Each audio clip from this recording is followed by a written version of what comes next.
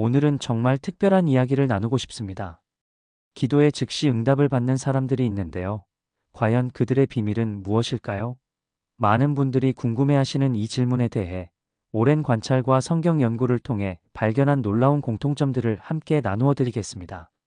먼저 이해해야 할 중요한 사실이 있습니다. 즉시 응답을 받는 사람들은 기도를 마법의 주문처럼 다루지 않습니다.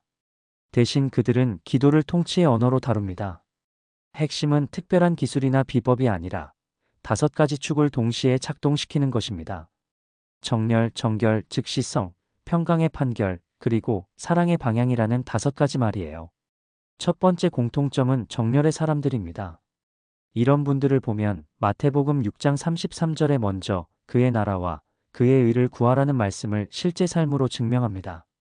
단순히 입으로만 말하는 것이 아니라 실제 일정과 지출, 온라인에서의 클릭, 심지어 이동 경로까지도 하나님의 나라를 우선순위에 두죠. 그래서 이들의 기도는 단순한 소원 목록이 아닙니다. 성경 말씀에 근거한 구체적인 요청이 됩니다. 요한복음 15장 7절에서 너희가 내 안에 거하고 내 말이 너희 안에 거하면 무엇이든지 구하라고 하신 말씀. 요한일서 5장 14절에 그의 뜻대로 무엇을 구하면 들으심이라는 약속을 실제로 경험하는 거예요. 구체적으로 말하면 이들은 문제의 언어로 기도하지 않고 하나님의 말씀으로 기도합니다. 시편 119편 105절처럼 말씀이 등과 빛이 되어 그들의 기도를 인도하는 것이죠. 두 번째 공통점은 정결한 사람들입니다. 기도 응답이 막히는 가장 큰 이유 중 하나가 바로 숨김입니다. 시편 66편 18절에서 내가 마음의 죄악을 품으면 주께서 듣지 아니하시리라고 하셨잖아요. 즉시 응답받는 사람들은 죄를 모호하게 고백하지 않습니다. 구체적으로 이름을 불러가며 고백합니다. 요한일서 1장 9절의 약속을 믿고 실천하는 거예요. 또한 깨어진 관계가 있다면 먼저 화해의 손을 내밉니다. 마태복음 5장 23, 24절에서 제단에 예물을 드리기 전에 형제와 화목하라고 하신 말씀을 따르는 것이죠. 특히 가정에서의 무례함을 방치하지 않습니다. 베드로전서 3장 7절에서 경고하신 대로 그런 태도가 기도를 막는다는 것을 알기 때문이에요. 세 번째 공통점은 즉시 순종하는 사람들입니다. 여기서 정말 중요한 통찰이 나옵니다. 하나님의 응답은 종종 다음 지시 위에 놓여 있다는 것입니다. 즉시 응답받는 사람들은 하나님의 음성을 들으면 바로 한 걸음을 내딛습니다. 야고보서 1장 22절의 말씀을 듣기만 하는 자가 되지 말고 행하는 자가 되라는 말씀. 히브리서 3장 15절의 본을 듣거든 마음을 강팍하게 하지 말라는 경고를 진지하게 받아들이는 거예요. 작은 순종들, 예를 들어 잘못된 구매를 환불하거나 빌린 것을 반납하거나 해로운 앱을 삭제하거나 잘못된 습관을 중단하거나 새로운 좋은 일을 시작하는 것들이 큰 응답의 스위치 역할을 한다는 것을 알고 있습니다.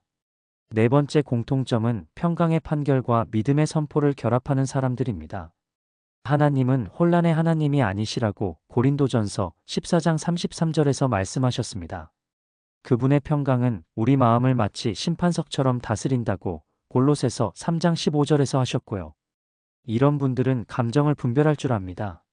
조급함, 혼란, 공포가 밀려오면 그것을 경고 신호로 받아들입니다. 반대로 담대함, 질서, 평강이 자라나면 하나님의 초대로 받아들이죠. 그리고 구할 때는 야고보서 1장 6절의 말씀처럼 의심하지 않고 믿음으로 선포합니다. 간구와 함께 감사로 마감하면 빌립보서 4장 6, 7절의 약속대로 지각을 초월한 하나님의 평강이 마음과 생각을 지켜주시는 것을 경험합니다. 다섯 번째 공통점은 사랑의 방향이 재배치된 사람들입니다. 이들의 가장 큰 특징 중 하나는 욕망을 억누르기보다는 사랑의 대상을 바꾼 사람들이라는 것입니다. 로마서 13장 14절에서 말하는 주 예수 그리스도로 옷을 입는 것, 갈라디아서 5장 16절의 성령을 따라 행하는 것을 실천하는 거예요. 특히 그들의 기도는 하나님의 관심사와 연결되어 있습니다. 이사야 58장에서 말씀하시는 고아와 과부, 가난한 자, 억눌린 자들에 대한 하나님의 마음과 하나가 되는 것이죠. 그래서 이들은 금식과 자비를 함께 실천합니다. 이사야 58장 9절의 약속, 그때에 내가 부를 때 여호와가 응답하시며 내가 여기 있다 하시리라는 말씀을 현실로 경험하게 됩니다. 또한 마태복음 18장 19절에 너희 중 두 사람이 무엇이든지 구하면 이루게 하시리라는 연합기도의 원리도 잘 활용합니다. 이 5축이 비밀리에 그러나 강력하게 응답의 관성을 만듭니다. 이제 여러분의 24시간을 재편해 보시기 바랍니다. 첫째, 말씀 정렬하는 것으로 10분 사용하는 것입니다. 오늘 필요한 주제에 맞는 성경 구절 한 장을 소리내어 읽으세요. 마태복음 4장 4절과 요한복음 10장 27절의 원리를 따라서요. 그 말씀을 바탕으로 한 문장짜리 기도문을 작성하세요. 둘째, 정결 점검으로 10분 사용하는 것입니다. 마음속에 숨기고 있는 것들의 목록을 써보고 구체적으로 이름을 불러가며 고백하세요. 시편 66편 18절과 요한일서 1장 9절의 약속을 믿고 말이에요. 그리고 마음에 걸리는 한 사람에게 화해의 메시지를 보내세요. 셋째, 즉시 순종으로 5분 사용하는 것입니다. 오늘 가능한 가장 작은 실행 한 가지를 완료하세요. 환불, 반납, 삭제, 중단, 시작 중 하나를 선택해서 야고보서 1장 22절의 원리를 실천하는 거예요. 넷째, 평강 분별으로 5분 사용하는 것입니다. 노트를 준비해서 평강과 경고 두 칸으로 나누고 현재 상황의 감정적 파동을 기록해 보세요. 골로새서 3장 15절의 원리에 따라 경고가 우세하면 정지하고 평강이 우세하면 전진을 결정하세요. 다섯째, 사랑의 전환으로 5분 사용하는 것입니다. 작은 자들에 대한 구체적인 자비를 하나 실천하세요. 익명 기부, 식사 대접, 중보기도 문자 등을 즉시 실행하고 신뢰하는 동역자 한 명과 3분간 연합기도 시간을 가지세요. 이 루틴이 미신적인 의식이라고 생각하실 수도 있지만 그렇지 않습니다. 이것은 하나님 나라의 원리입니다.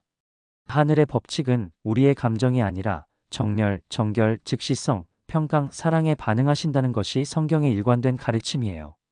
이사야 41장 10절에 두려워하지 말라. 내가 너와 함께함이라는 선언은 응답을 끌어내는 마법의 주문이 아닙니다. 담대한 순종을 가능하게 하는 하나님의 안전망인 거죠. 결론은 간단하면서도 중대합니다. 오늘, 지금 여기서 시작하세요. 말씀으로 기도의 문장을 만들고 죄를 구체적으로 이름 불러 고백하고 작은 순종을 완료하고 평강으로 분별하고 사랑으로 삶의 방향을 전환하세요. 그러면 여러분도 곧 발견하게 될 것입니다. 응답이 멀리 있지 않았다는 것을요. 응답은 여러분의 정렬된 입술과 정결한 양심 그리고 순종으로 움직이는 발걸음 사이 바로 그 자리에서 이미 시작되고 있었다는 것을 말이에요. 오늘부터 이 5가지 축을 실천해 보시기 바랍니다. 여러분의 기도가 하늘을 움직이는 통치의 언어가 되는 놀라운 경험을 하게 되실 것입니다.